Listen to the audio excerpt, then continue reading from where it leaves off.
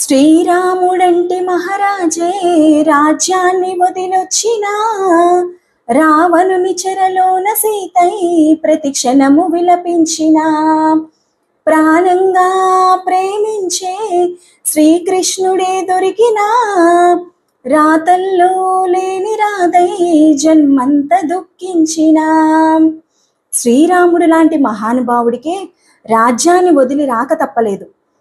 సీతమ్మ లాంటి గొప్ప సాధ్వికే రావణుని చెరలో కష్టాలు తప్పలేదు. శ్రీకృష్ణుడు లాంటి గొప్ప వ్యక్తి ప్రేమ దొరికినా రాతల్లో లేని తలరాతను జీవితమంతా రాధ అనుభవించింది. అలాంటి గొప్ప గొప్ప మహానుభావులకే కష్టాలు తప్పలేదు, ఇక మనమెంత? కానీ ఆ కష్టాలకు ఆగిపోకుండా ఎదురెళ్ళి జీవితాన్ని గెలిచారు. అందరికీ నమస్కారం. అందరూ బాగున్నారా? ఇవాళ ఇంకొక మంచి చిన్న కథతో మీ ముందుకు వచ్చేసాను. అనగనగా ఒక పెద్ద అడవిలో ఒక జింక ఉండేది. ఒకరోజు దానికి బాగా దాహం వేసింది. కానీ ఎటు వెళ్ళినా, ఎంత దూరం వెళ్ళినా ఒక చిన్న సరస్సు కానీ కొలను కానీ దానికి కనపడలేదు. అలాగే తిరిగి తిరిగి అలసిపోయి మధ్యాహ్నం అయింది. మధ్యాహ్నం అయ్యేసరికి అలా నడుచుకుంటూ వెళ్తుంటే దానికి ఒక పెద్ద సరస్సు కనిపిస్తుంది. అప్పుడు దాని ఆనందానికి ఇక అంతులేదు. ఎంతో దాహంతో ఉంది కదా, హాయిగా ఎగురుకుంటూ గెంతుకుంటూ ఆ సరస్సు దగ్గరికి వెళ్ళింది. ఆ సరస్సులో తొంగి చూస్తూ ఆ నీళ్లను చూసి ఎంతో సంతోషపడింది. ఆ సరస్సులో నీళ్లు తాగుదామని దాని తలను వంచి నీళ్లు తాగేటప్పటికి దానికి పులి గాండ్రింపు వినపడింది. అప్పుడు అమ్మో, ఏంటి, ఎంతో కష్టపడి పొద్దున్నుంచి వెతుకుతుంటే నాకు ఇంత మంచి సరస్సు దొరికింది. కానీ ఈ పులి గాండ్రింపు వింటుంటే అది నాకు చాలా దగ్గరలోనే ఉన్నట్టుందే, ఇప్పుడు నేను ఎలా తప్పించుకోవాలి అని ఆలోచించింది. అప్పుడు అక్కడి నుంచి తప్పించుకుందామని ఇంకోవైపు చూసింది.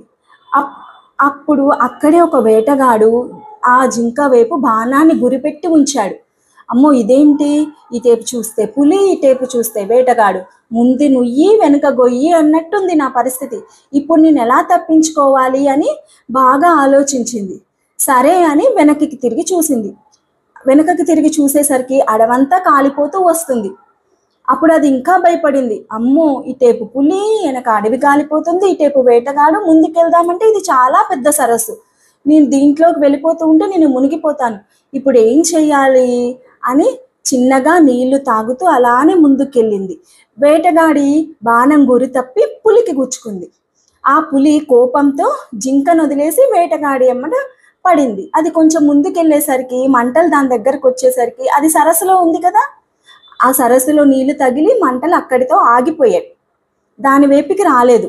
అప్పుడు జింక ఎంతో సంతోషించి, అమ్మయ్య, ఈ 3 ప్రమాదాల నుంచి నేను తప్పించుకున్నాను, ఆ దేవుడు ఇవాళ నన్ను కాపాడాడు, నాకు ఎంతో సంతోషంగా ఉంది అని చెప్పి దాని కడుపు నిండా నీళ్లు తాగి అది హాయిగా మంచిగా ఉన్న అడవిలోకి వెళ్ళిపోయింది. ఇలా అందరి జీవితాల్లోకి కష్టాలు వస్తాయి, కానీ కష్టాలకి కుంగిపోకుండా, ఆగిపోకుండా, అక్కడే ఉండకుండా మన బాధ్యతలు, మనం చేయాల్సిన పనులను గుర్తుంచుకొని ముందుకు సాగుతుంటే ఆ దేవుడు, ఆ ప్రకృతి అన్నీ మనకి సహకరిస్తాయి. ఈ కథ కనుక మీకు నచ్చినట్టయితే లైక్ చేసి, షేర్ చేసి, సబ్స్క్రైబ్ చేయండి. ఇంకొక మంచి కథతో మీ ముందుకు వస్తాను. అందరికీ ధన్యవాదాలు.